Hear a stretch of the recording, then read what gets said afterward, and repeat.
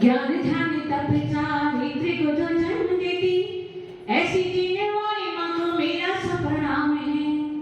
ज्ञान ध्यान तप चारित्र को जो जन्म देती, ऐसी जीने वाली माँ को मेरा सब प्रणाम है। धीर वीर आवाहन जो बनाती ज्योतिर्मान, ऐसी जीने देवी की प्रिया को सब प्रणाम है। मान सम्मान करुणा सिखाती गुरुओं का, मान सम्मान करुणा सिखाती गुरुओं का, ऐसी जीने वाली माँ को मेरा सब प्रणाम है। ओमकार रूपी और सन्मति रूप है, ऐसी जीने वाली माँ को मेरा सब प्रणाम है। ऐसी जीने वाली माँ को मेरा सब प्रणाम है। बोलिए द्वासाम जिह्वाणी माता की आचार्य भगवान के चरणों में एवं समस्त प्रजा सिंह साधु के चरणों में मेरा कोट से वंदन नमन। बोले समस्त आचार्य संत की जय।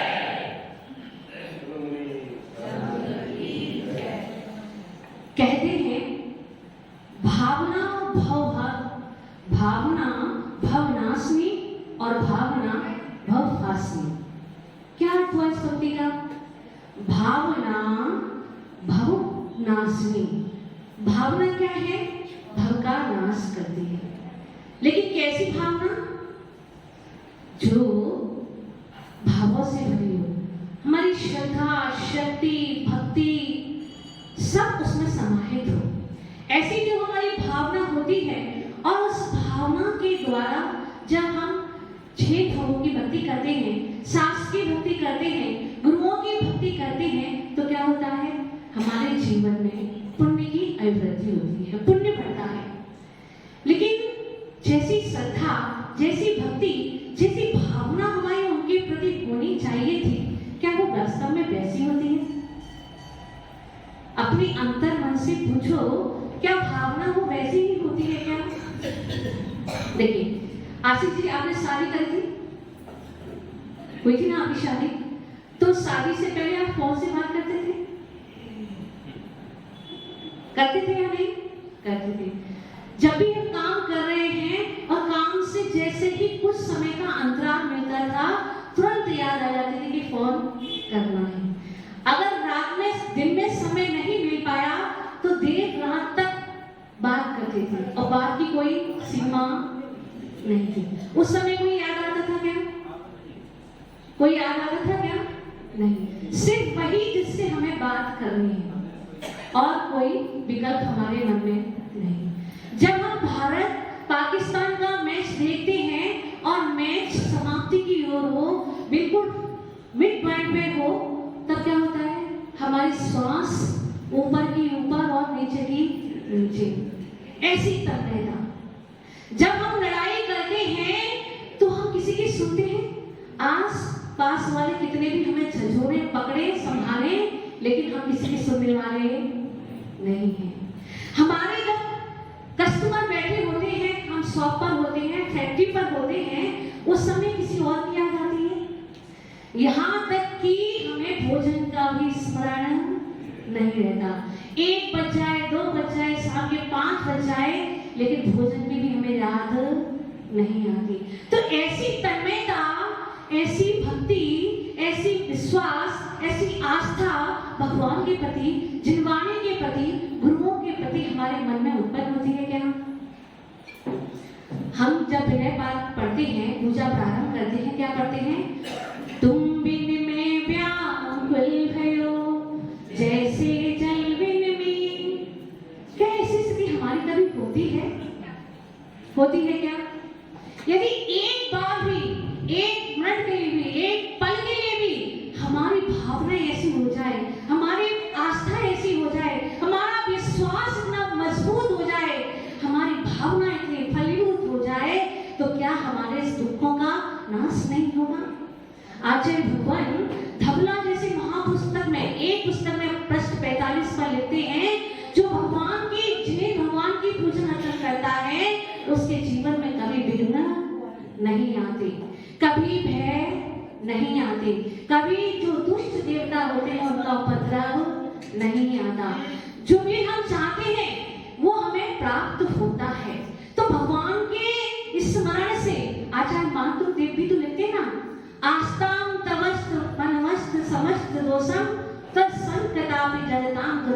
विनती। हे भगवान, आपकी पवित्र कथा तो दूर है, आपके गुणों की गाथा तो अलग है, लेकिन कोई भी सच्चे मन से एक बार आपका नाम स्मरण कर लेता है तो उसके सारे पातक दूर हो जाते हैं। जैसे तालाब में कमलनी होती है और सूर्य की किरण उस पर पड़ती है, वो तुरंत खिल जाती है, वैसे ही भव्य जीवों के जितने भी जन्म और जन्मांतर के पाप हैं वो भगवान की अर्चना से, गुरुओं की अर्चना से शांत हो जाया करते हैं। जैसे चंदन के वृक्ष पर हजारों भुजंग लिपटे रहते हैं, लेकिन जैसे ही वो एक मयूर की आवाज सुनते हैं वो सारे के सारे विकराल भुजंग तुरंत क्षण भर में अपने बंधन को ढीला करके भाग जाते हैं और वह वृक्ष निर्मूल हो जाता है। तो क्या हमारे कर्म भागेंगे नहीं?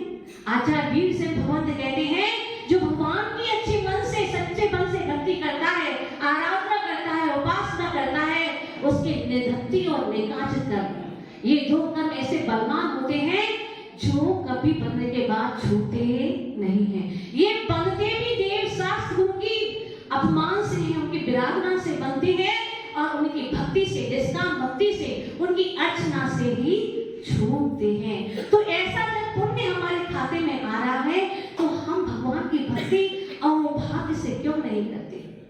हम जब भगवान की भक्ति करें, स्मरण करें, जब हम लौकिक जनों की संगति करते हैं तो हमारा मन इतना एकाग्र हो जाता है, इतना तल्लीन हो जाता है, इतना बेसुध हो जाता है कि हमें अपने आस पास की भी खबर नहीं रहती। तो जहाँ तीन लोग की बनात की अर्चना कर रहे हैं, जो गुरु हमें संसार से पार कराने वाले हैं, जो जिनवाणी हमारे भगवान के पापों को नाश करने वाली है, तो जब हम उसकी सच्ची से मन से श्रद्धा क्यों नहीं करते? आप सब लोग पूजन करते हैं, सब लोग भगवान के दर्शन करते हैं, लेकिन आपके जीवन से एक भी दुख दूर हुआ क्या? कोई ऐसा व्यक्ति है जिसके जीवन में विघ्न नहीं हो, जिसके जीवन में भय नहीं हो, जिसको दुष्ट देवता का प्रकोप नहीं रहता हो? हम जाते हैं अष्ट निवारण के लिए, सभी देवताओं का दर जाते हैं, इधर जाते हैं, उधर जाते हैं, अपनी जो दरता है, अपनी जो श्रद्धा है उसको डमाडोल करते हैं, यहाँ तक कि मुसलमानों के पास भी जाया करते हैं, पर अपने ऊपर क्यों भरोसा नहीं करते? अपनी श्रद्धा का क्यों आलम्बन नहीं लेते? अपनी आस्था को क्यों मजबूत नहीं कराते? यदि हमारी आस्था का किला मजबूत हो जाएगा, हमारी आस्था दृढ़ हो जाएगी, हमारी भक्ति की ज्वाला प्रज्वलित हो जाएगी, तो निस्संदेह हमारे सारे काम बनेंगे। क्योंकि ऐसा कौन कह रहा है?